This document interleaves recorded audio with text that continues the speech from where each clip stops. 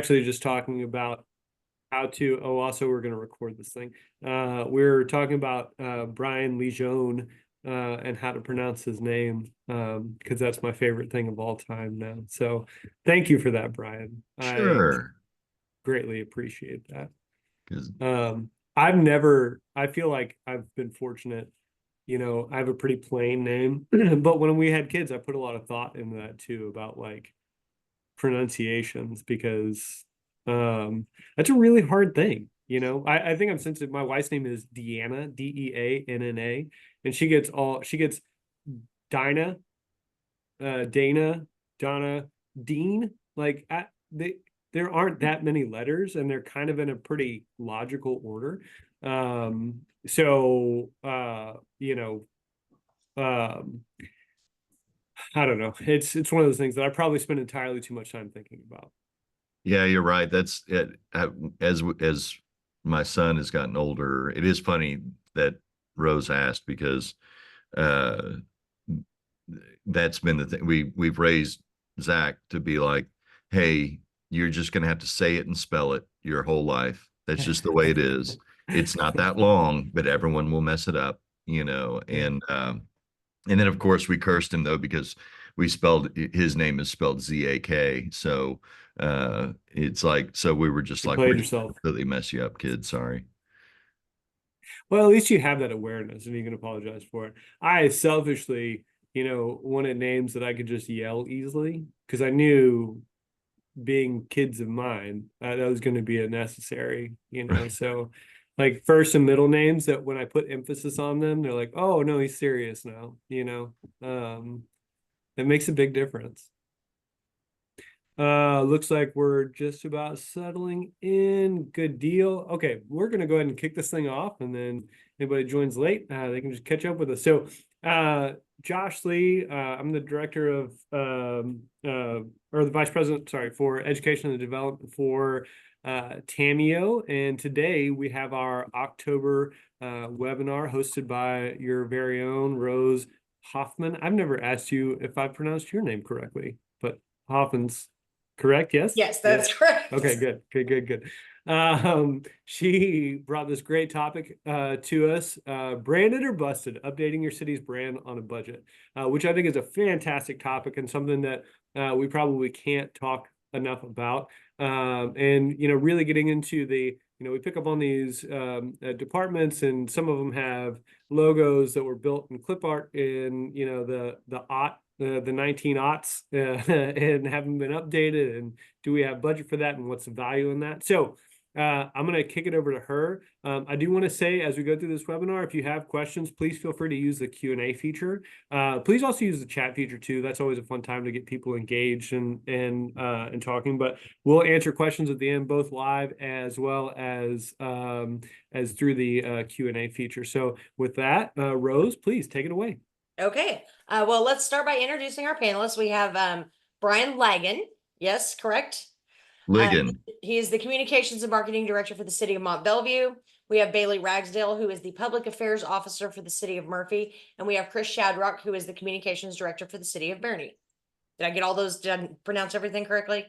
All three of them have very different experiences with branding and kind of their experiences in their city. So we're going to kind of touch on a few things and look at it from a few different perspectives as far as what they were able to do, what they weren't able to do, some of the challenges that they have faced, and some of the things that they would like to give y'all as far as advice if you're going to go through this process.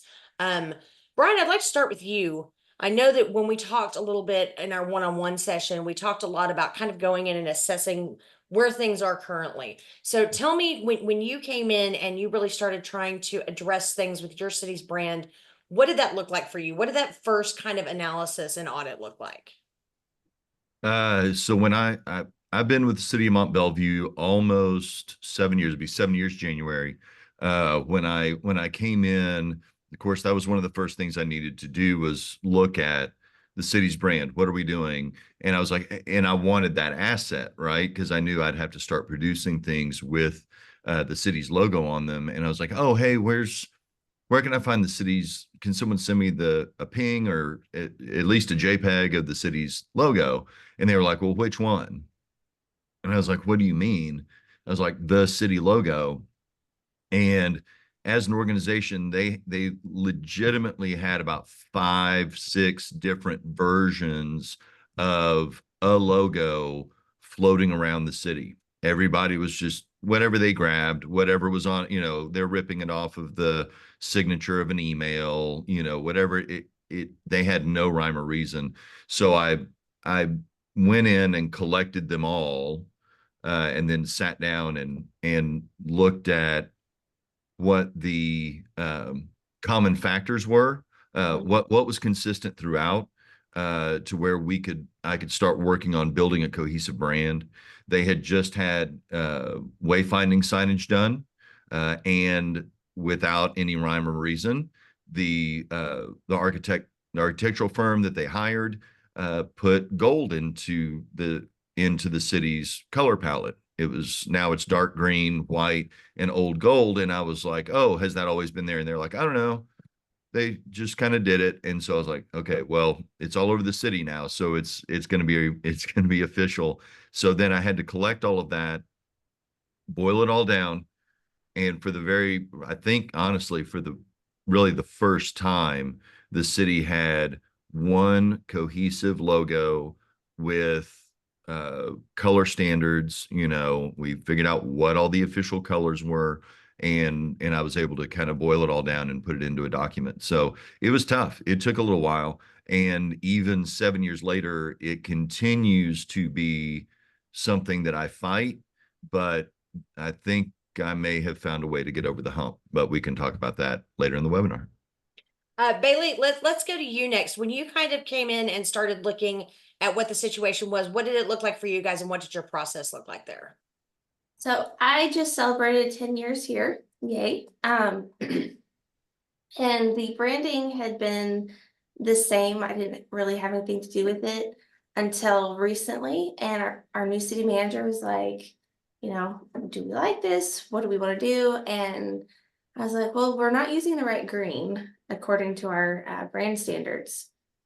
And she's like, wait a minute, what? And so we looked at it, and I created a modified version of our city logo using some of the elements, same fonts.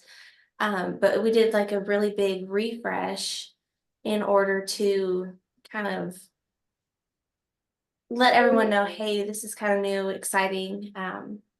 We're doing a lot of different changes, but we don't have time or money to do the full rebrand. So that's going to be in a couple of years. But we really wanted to give our look a cohesive look. So we took colors from our website and then made a new color palette. We did a new style guide. We pushed that out to all the staff, and they were really excited. We had a meeting. So it was a from the city manager's perspective down is kind of how we did that. Chris, what about you? I know that you guys did a project that was quite a bit more extensive Yeah. than some of the rest of us did, and that was quite a project for you.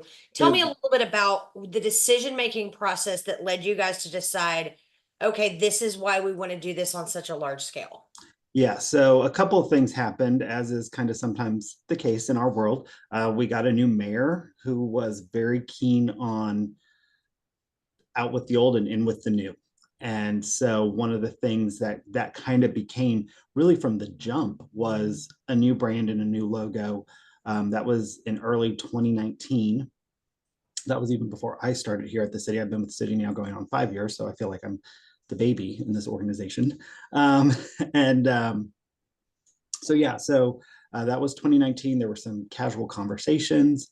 And then, we all know 2020. So that took a back seat to everything that we had to do here. So then fast forward to 2021, and the mayor had not forgotten. And so we kind of just did some research. I started doing some research, and, Brian at least had some JPEGs and PNG files. I was literally Googling our images because I had nothing on some of these departments.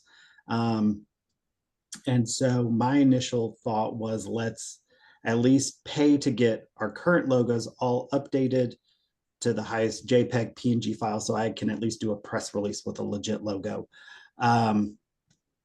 Our mayor kind of had different ideas and said, nope, let's just rip off the entire Band-Aid. And so he kind of, from the mayor's side, shepherded that. And that became really my first big post-COVID project here at the city, was creating a whole new brand standard. We had no standards, we had no guidelines, we had nothing. And really the way everybody's departmental logo and image had kind of built up over the years was it was anything but the city of Boerne. So our library didn't even have Boerne in its name, and things of that nature. So it really became, how do we go from a house of brands to a branded house? And that's what we spent all of 2022 doing. And you know, I know we'll discuss getting buy-in and things of that as the webinar continues, but that was also a huge hurdle. Okay. And Chris, I'm going to go ahead and start with you kind of on our next topic, because this sort of segues into that. Branding is more than just logo. It's more than just graphic design, right? Absolutely. And so you said something really fantastic about having the brand reflect the image of your city and kind of what that thought process was. So tell me a little bit more about that. Yeah, so, you know, like I think a lot of Texas cities, especially if you're in the Texas Triangle area, you are seeing extensive growth. Boerne is no different to that. You know, when I graduated from high school here 20 years ago, we were a city of barely 5,000. Now we're closer to 25,000, and we're adding about 1,000 people a year. So we are really, we're just maturing as a city. We're growing as a city as we kind of take some of these next steps and how we continue to evolve. We are becoming a professional organization, and we view ourselves as a professional organization. We have 300 employees. We have almost $50 million annual budget at our city. And so when we were coming up with this rebranding organization, we were very clear that we wanted to present a very polished, uniform look across the organization that represented all of our departments accordingly. And that was the huge thing. We really told the branding firm that we worked with, we do not want to look like a municipal organization. Don't show us other city logos. And, you know, I still get some hate for it today, but there is not a star in our logo for a reason. It's a very subtle nod somewhere in my Boerne B. There's a little nod right there in the middle to a star, but you know, things like that, we were very intentional to want to take out. And again, have a very polished professional look, because that's what we're presenting to our community. And we want to be able to have that look be consistent across our entire organization. As well as, you know, again, going back to what branding kind of is, between branding and marketing, they aren't really one and the same. And so much of what our job is here, especially, and I think within a lot of communications organizations, Rose, you kind of mentioned it, is protecting the brand and protecting your credibility and what it is and how your community sees you. And so that's a huge part of it. And if, you know, the left hand doesn't look like the right hand, how are you supposed to actually show that you are collaborative and y'all are one and the same? Sure, sure.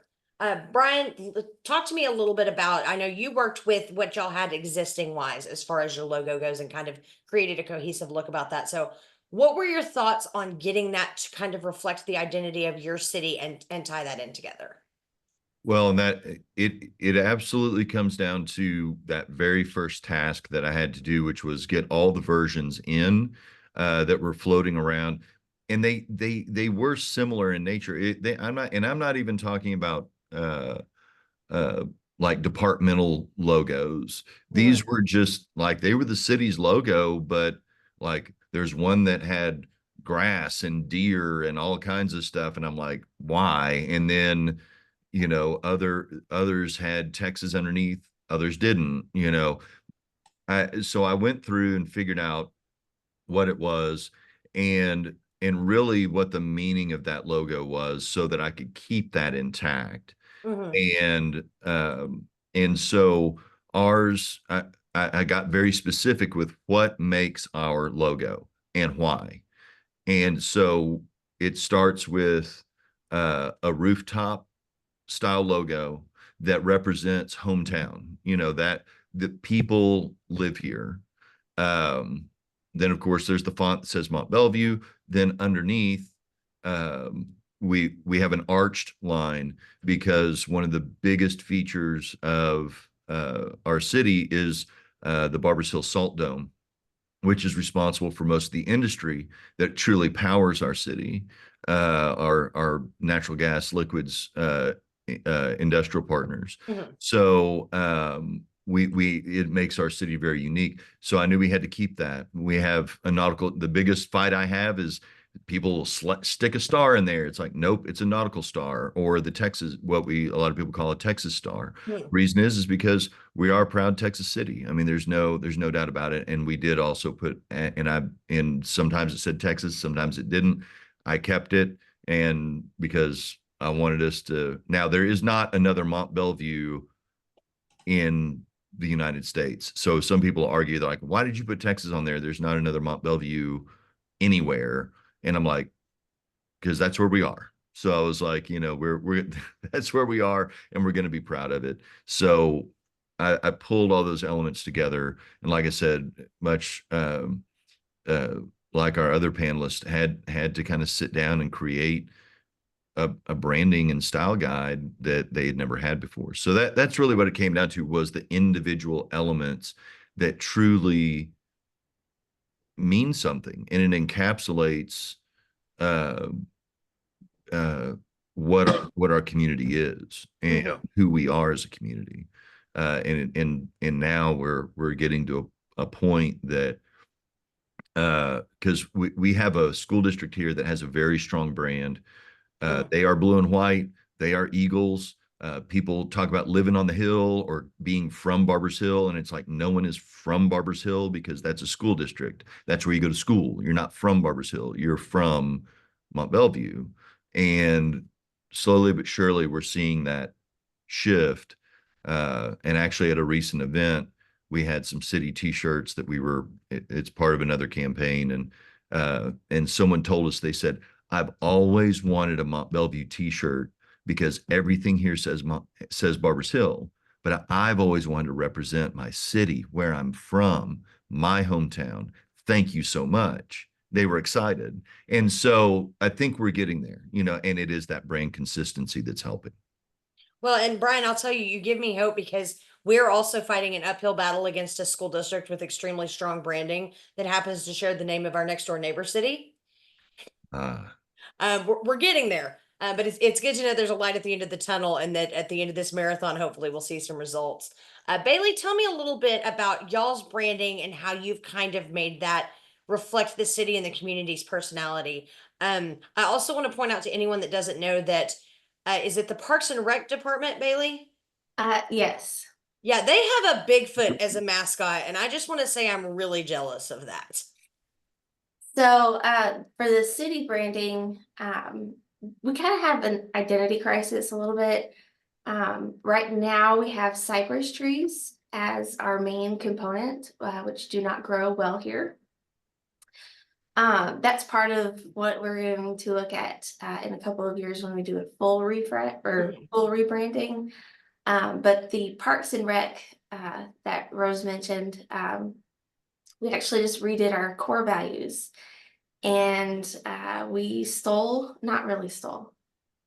We are enhancing the Yeti. His name is Murph, and our core values spell out, the acronym is COOL. So we're Murphy Cool. And so the branding on that is kind of like our new branding for the city. It's circular, and it's pretty cool. We'll probably see that hopefully in the Tammy Award. But hopefully that answered your question. Sorry, Rose. I got distracted by the cool. Well, I get distracted by him too when I saw him on y'all's branding. So, Brian, let's kick back to you. This is where we really get into the meat of things. It's all well and good for us to understand and love our branding and understand what we're doing here, but it can often be really difficult to get that buy-in from other people because we hear a lot of, well, who cares? It's just a logo. And we all know that brand consistency creates credibility, and it's so very important. So, Brian, when you started taking, the Frankenstein of this image and that image, how did you get that buy-in from your organization, and how did that work for you? So not well at first. Everyone's like, "Why did you kill the deer? Why'd you kill the deer? Why'd you cut the grass?" And they love to, even now we're here in our new city hall. We now share a hallway. Comms and marketing shares a hallway with Parks and Rec admin, and they're like, "Well, we'd have our own logo if Ligon hadn't killed the deer." And I'm like, so but decisions had to be made. We had to be consistent and be one voice, one brand, one team.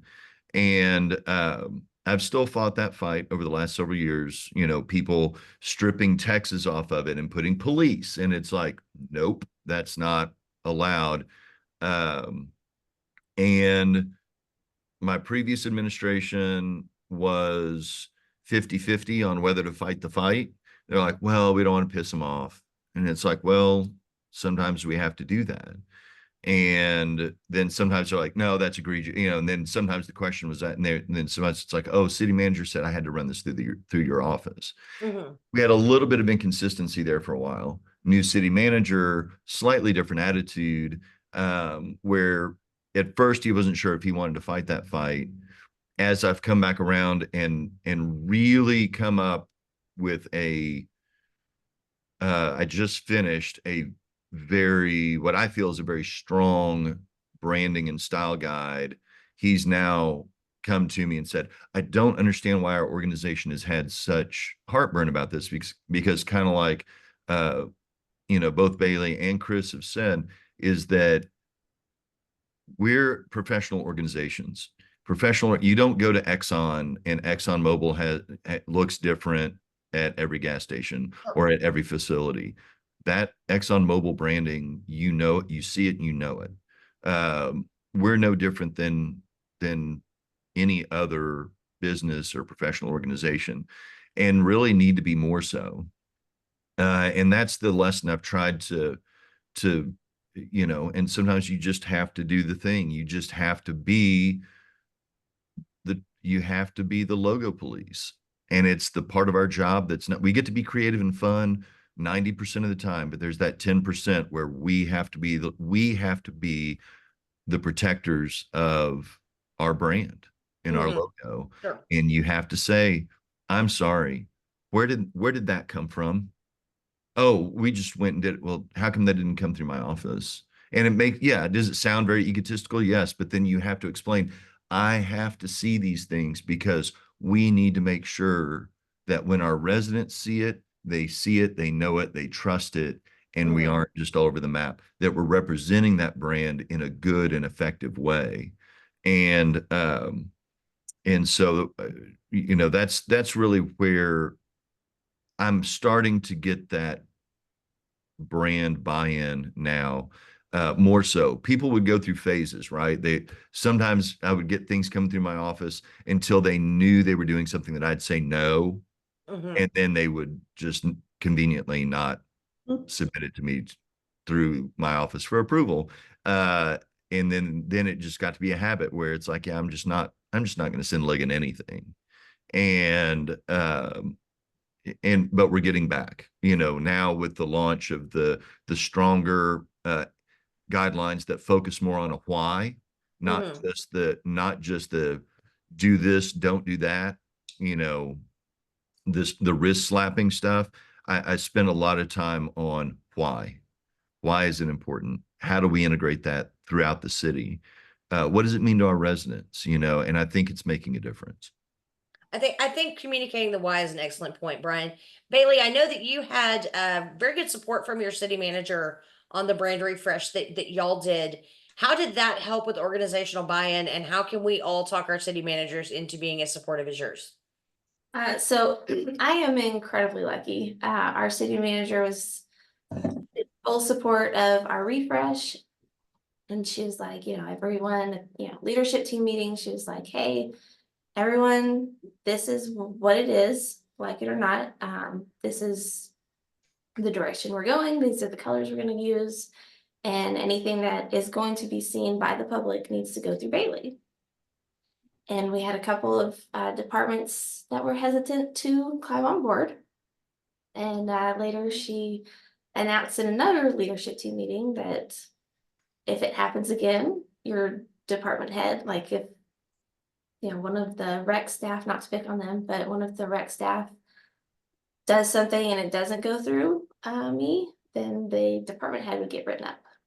And she was very serious. And that was the moment where everything kind of changed. The department heads hearing that from her were like, oh, this is like real serious. Like, I need to get all of my people on board. And everything started funneling through me. And it was really nice, actually, because, you know, I was like, you know, this is why we need to do consistent brand management. You know, if we're promoting an event, it needs to all kind of have a cohesive look, so that way people know when they see this type of look, you know, it's for a city event. So that's really helped. But she was incredibly supportive because she just laid down the hammer and she's like, it's this way or not. You can either get on board the bus or get off the bus, but we're going forward. So that was really nice. So I know we discussed this a little bit as far as being the brand police and it's not a fun job. Chris, I know you in particular struggled with that, with organizational buy-in, since you had so many departments that you had to do and you were kind of rolling it out incrementally. What did that look like for you and how did you win those folks over? So yeah, it was definitely, it ebbs and flows. So most of my departments were actually super on board, especially once I said, like, we're not just doing a city logo and then putting like your department name underneath it. Like, we were really going to craft each department to have their own look and feel. It just needed to align to the city brand. So, you know, once kind of some people got over their heartburn, they were super on board. One thing I did when we were developing all the departmental logos for library, police, fire, visitor center, parks, all of these departments, we had one-on-ones with our branding company that we worked with. And so they were able to provide direct feedback. And that was actually really good because in one instance with like our library, their old logo, again, not only it never said Bernie, it had pink. And I saw Brian's face. I was like, okay. And we were almost going to give them some pink just to get the buy-in. And when we were in that small group meeting, they were like, they all just kind of had their own come to terms with it. And they were like, why are we not following the rest of the city colors? And I was like, yeah, come on. And they led themselves down that path to nix the pink. So that was really good, but definitely the small one-on-ones, letting folks know that like, hey, you're going to have this meeting. This is your shot and your opportunity. But, you know, in 2 weeks is like the drop dead date for ideas, suggestions, things like that. The one department that was particularly hard to come in alignment with that was our fire department. And as I think we've discussed in some previous Cameo Facebook chats over the year, I had no idea how married to their patch the fire department was. I didn't know that there was a whole history behind it. I didn't know there was a whole thing. I walked in there not knowing that the person who created their current patch was still on staff. And so as I'm literally walking in there, I'm like, oh, I'm just going to kill your child. And because it's their baby, you know. I had a superintendent once say that the toughest animal to kill is a school mascot. And I think second to that would be a departmental logo. And I really went to battle for it. They took the longest. They took like an extra 3 months to get on board with it. And by the end of it, I was coined a condescending a-hole. But that was at the end of the day, that was a point of pride, because now when I show our family of logos and I show how we have all of our departments, and then we have our special events, and then we have our icons for parks departments and how they all match this look, feel, and vibe, it just makes sense. And so it's definitely win some, lose some. We almost kind of waved the white flag with the fire department and just said, let them keep it and they'll just look foolish.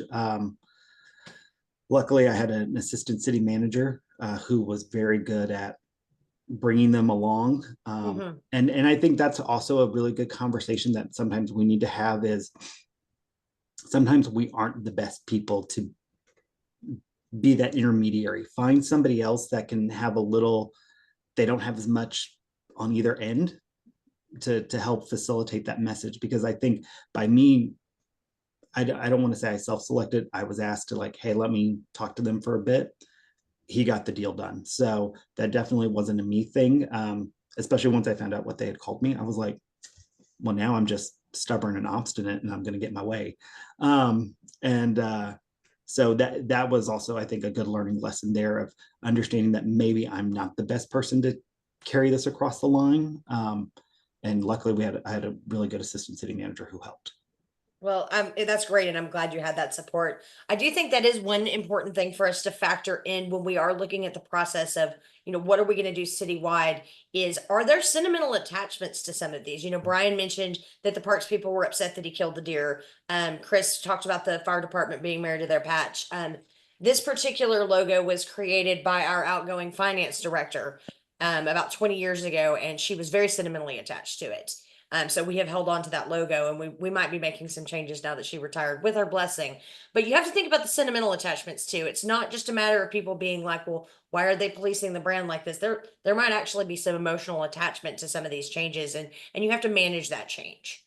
On that note, as far as brand policing goes, I thought Brian made a really good point the other day when we were talking related to his style and branding guide, and I want to get into the meat of those now.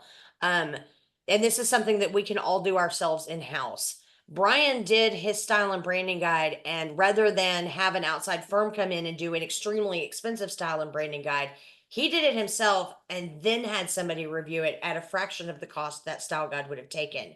So, Brian, tell me a little bit about your development of your style and branding guide, and what were the most important elements that you thought needed to be in that? So,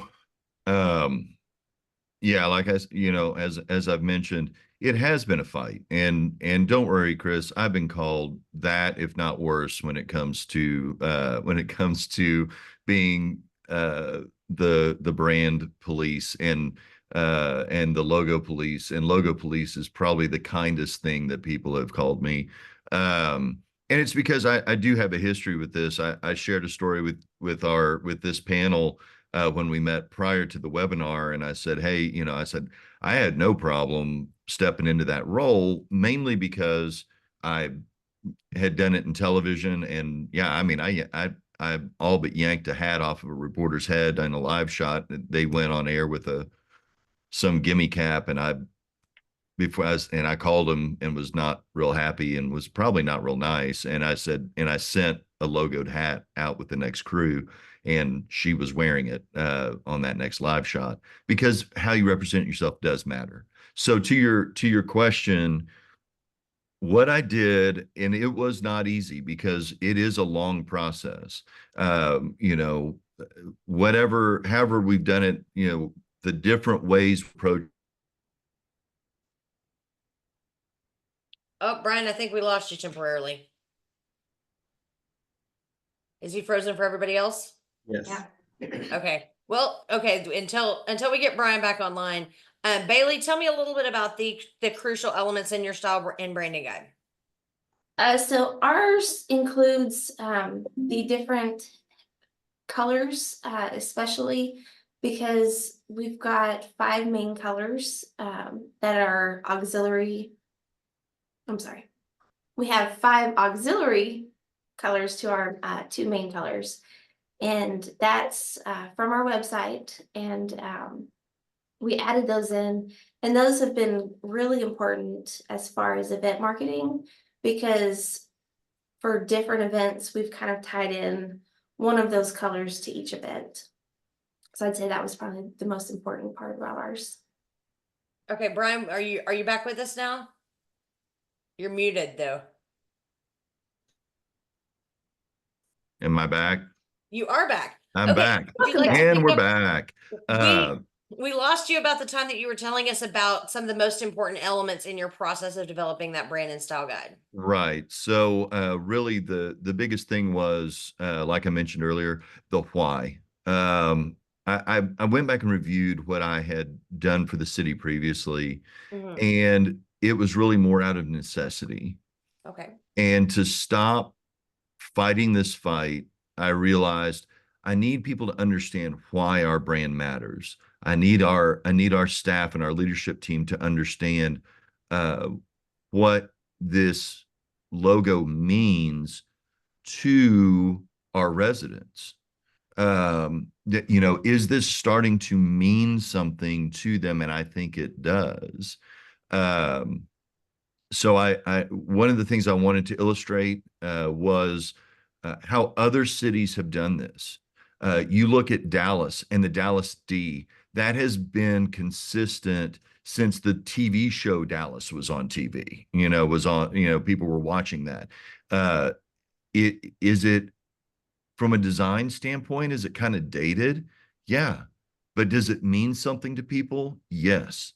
The Flying W in Waco, you know, there was a point at which I know Waco was thinking about killing that. And I was going, man, if they do that, that's a huge mistake. It would be huge. Why? Because there are people that have that tattooed on themselves. They're proud that they're from Waco. You know, that means something to them.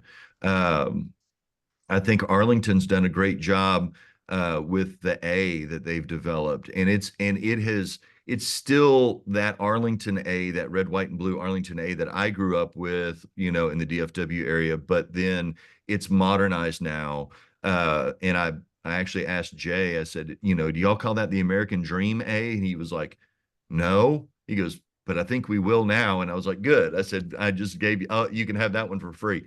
And that's the thing. It does work and it means something to people. So that was really what I focused on.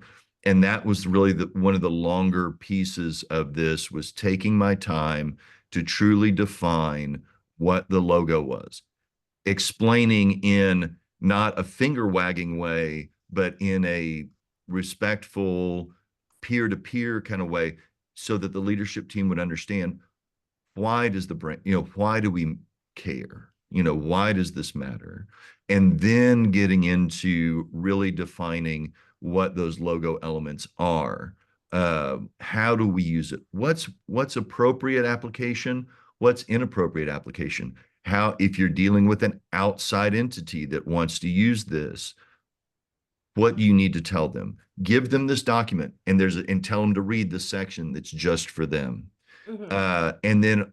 And then throughout that document, though, I approached it differently with did you know sections, or hey, you know, or questions, kind of highlighted questions that people might have. Can outside entities use our logo? Yes, they can. Look at this example, but you know, it was done, but the reason it's successful is because it was done in this way. You know, did Mhm. you know that elements of our logo are so important to our community that we integrate those into the architecture of our city buildings? You know, there's and illustrate, literally drawing a circle around it in a photo with these call outs, so that people got a real look at what the brand representation should. The document itself was a brand representation. It should look clean. It should look professional. I was like, I'm going to do this in-house and make it look like I paid an agency to do it. And then I had it peer reviewed. I know that Molly Fox took a look at it kind of when I was in process. And then closer to the end, Tom Bryson took a look at it. Then once I felt like it was in a final form, I did ask Marnie Schubert of Worthy Communications and to really, you know, someone outside Mhm. to really take a look at it and give me feedback. And she gave me, you know, some really, you know, gave me some good feedback, some tweaks, and then even found like a couple of little grammatical things that I had done. And I'm like, great, I need that too. Sure. And it was well worth it. It was well worth it. And I think we have a document we're going to live with for a long time that we can just add appendices to, but the base document is probably going to live with us for quite a while. Chris, tell me a little bit about y'all's style and branding guide and what some of the most important elements and kind of how that process looked for y'all. So definitely kind of similar to what Brian just mentioned. There's the how to use it, how not to use it, don't distort, things of that nature. What I think we haven't done the best at is actually really being, and I don't want to say the micromanager of it, but the micromanager of the logo. Because in some instances, some people just aren't doing it right and you don't see it till after the fact. And so it's definitely been always reminding people that this document exists. When somebody new for a department kind of starts having graphics or social media kind of access and content, and they're kind of the creator within their department for that. Sure. I've met with them and I go over it and I show it to them, which luckily with the new folks, it's a lot easier because you're kind of starting at a base level, but also they don't know the whole history of this logo. They just know this is what I've got. And that definitely helps make it easier to work with. We have had a lot of where we have had some really good successes when people are creating stuff, whether they reach out to me or Robert in my office and saying like, hey, I want to do this. What are your ideas? What can we do?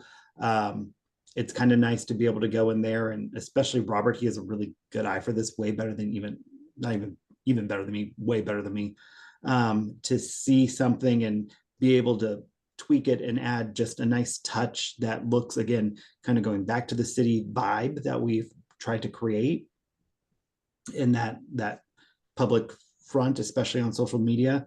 And so we've had success with that one, with that element of our branding style guidelines. And we also have what I do have is, so I mean the branding guideline is like 30 pages, the social media policy is like 10 pages.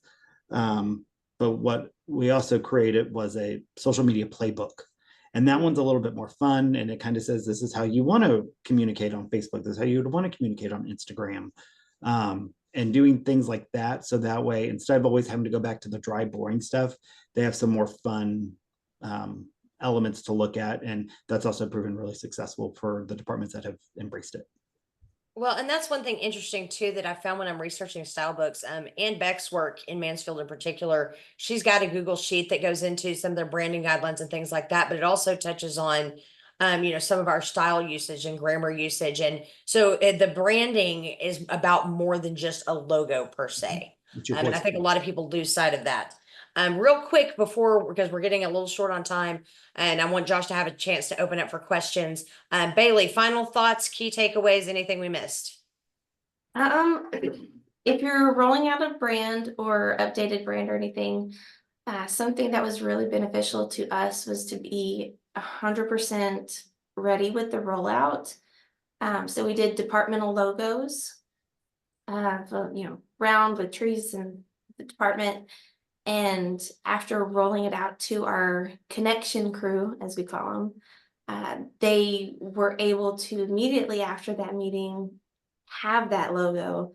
Like some of them went ahead and bought shirts, and it was really a good way to get their buy-in because it was an immediate gratification thing.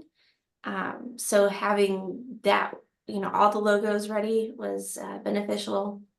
All of the letterhead, after that meeting that I rolled it out, they could immediately access it. And just being 100% ready with all the materials that they would need in their day-to-day really helped get everyone on board. Very good. Chris, final thoughts. Literally what Bailey just said. We did not do ripping off the Band-Aid. It was a slow phase in as departments updated and things went. And it definitely, we also didn't do an exact, like, here's the absolute dead date on email signatures, on business cards, on all of this.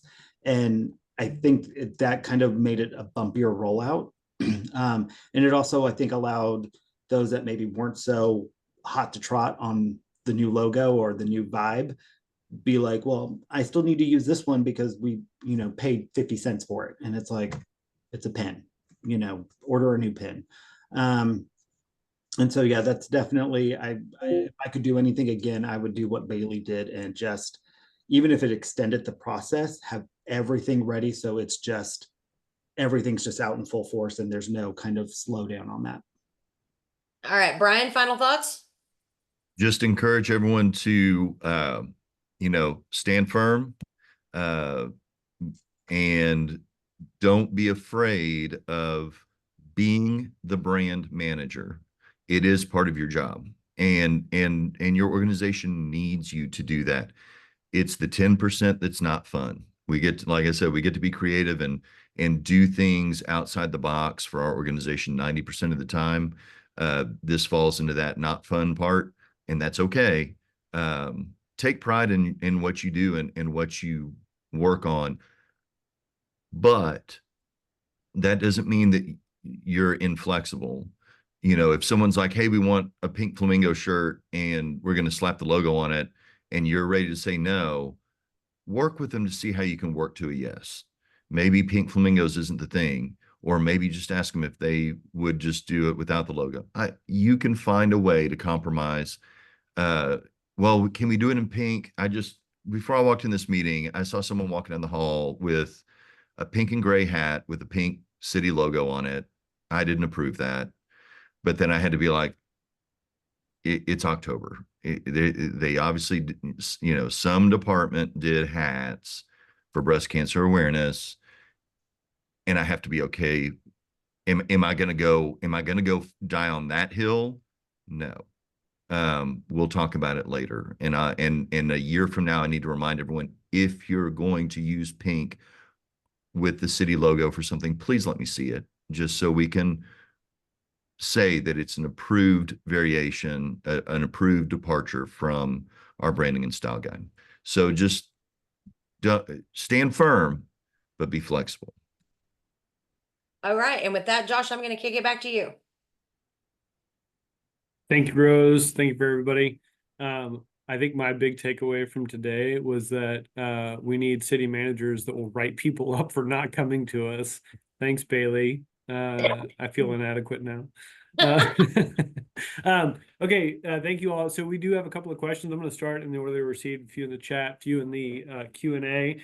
So please feel free to submit your questions. We may get to them through the questions that have already been submitted. But the first one we have from Samantha, do your offices require all published material, printed and social media, be approved by your staff? And Chris, I know you already answered this one, so I don't know if you want to hop in there. Yeah, we're getting there. So one of the things that we're in the middle of right now is a communications assessment with Cooksey Communications.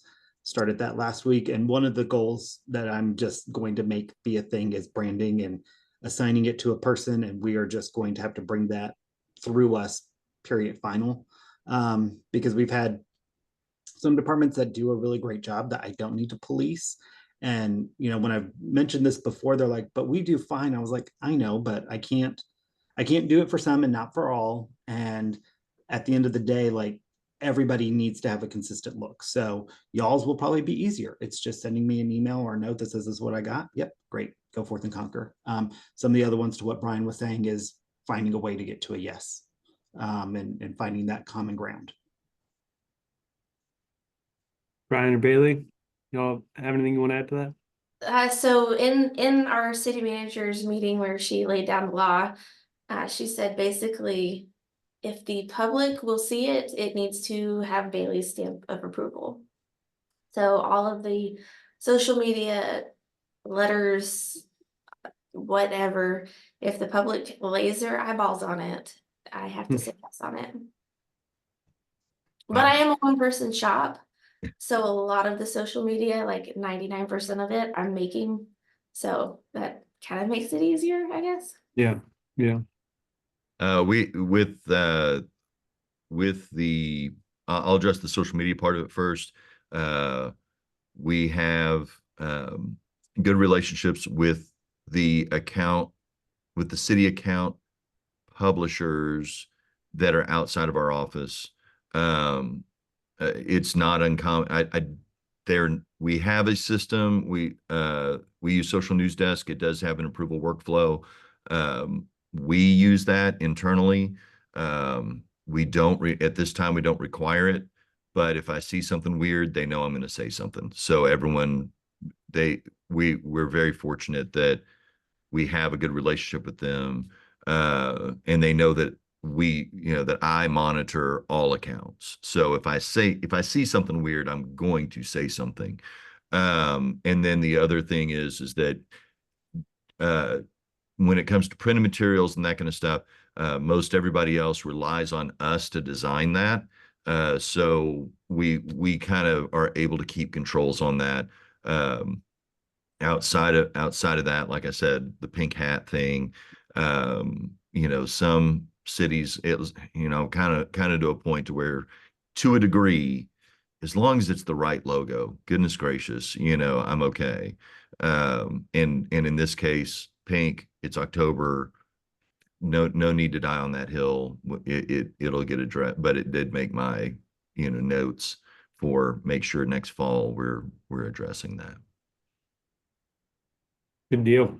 Okay, so we have another question. If your city has never had one, where do you even start? This is a two-parter. How do I convince my mayor and council that it is worth the effort? For us, it was definitely, I think the starting level is compiling what you've got. And for me, that really made it a much easier sales pitch to city council when I showed in a PowerPoint presentation 14 different logos, and none of them looked like the other ones. All of them looked different colors, different styles, different. They could totally see why it is we were even having that conversation. And so that was really helpful.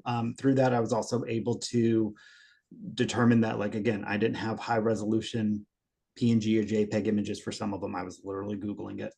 On our old city logo, there was a font that God only knows where it came from. It could not be replicated in Word. It could not be replicated in Mac.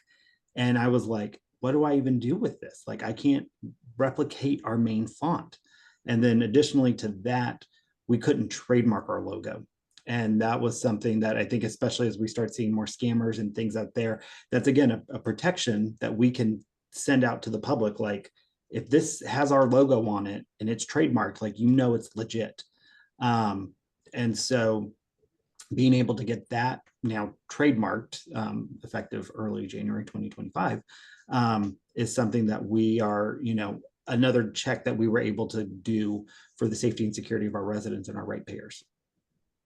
Chris, you're giving me hope too, because we are in process of trademarking our logo for the city and for our internet system, and it's been sent to the state, and I'm like, is this ever going to happen? But you're absolutely right.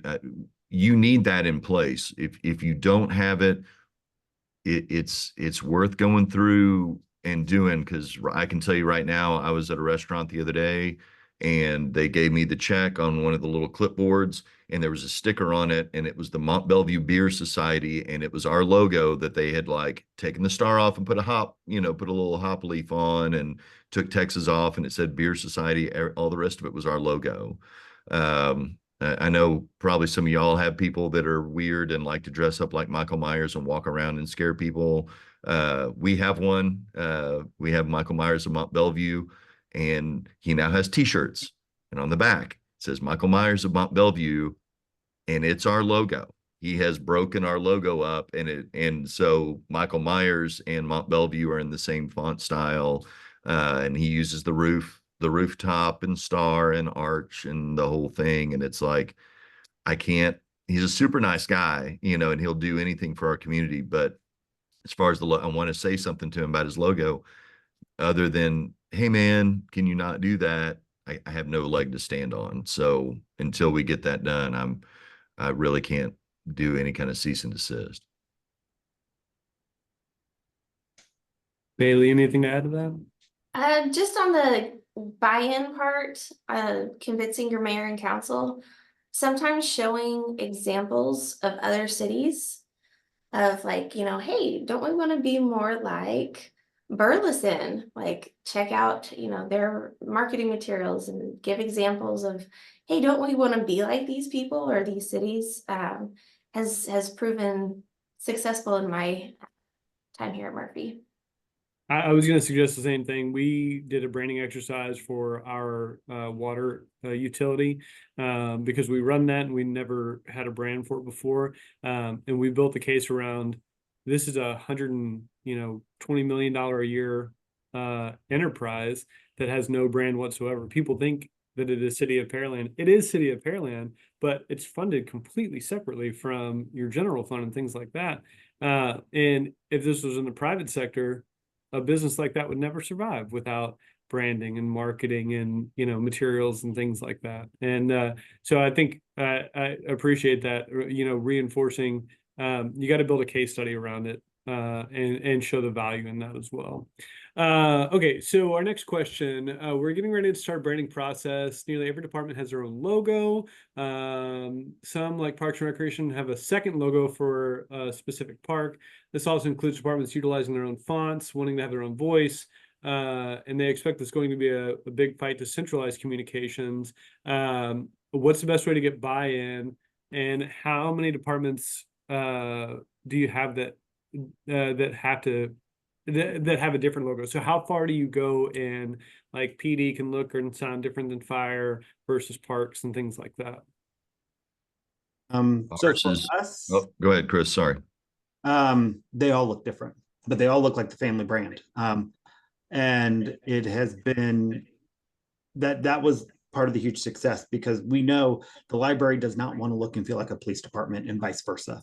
And Absolutely. so for us, that was a really huge success. And I think that got the bulk of the buy-in that we needed to really update some stuff. And I think if we had just gone with one logo, it would have been, I'd have a lot more gray hair. For us, it's split a little bit where our first responding agencies, the police, we want police to use their badge.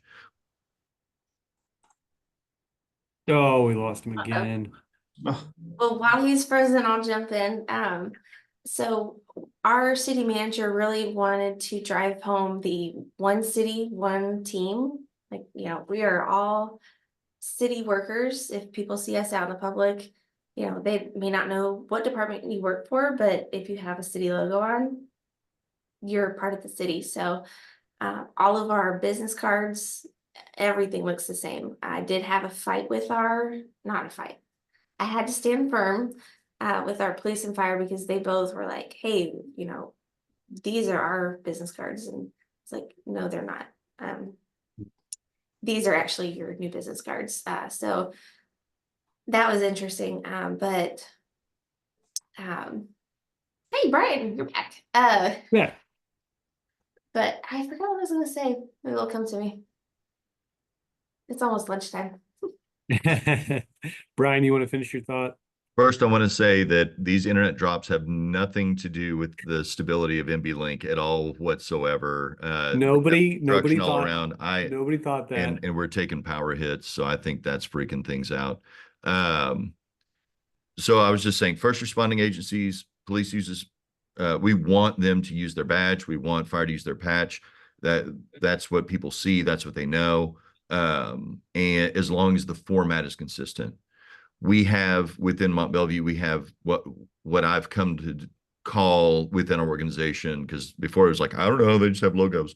I was like, okay, these are branded properties, and there's a reason for that. So MB Link, our internet utility, has its own logo, and I've developed a branding and style guide for that.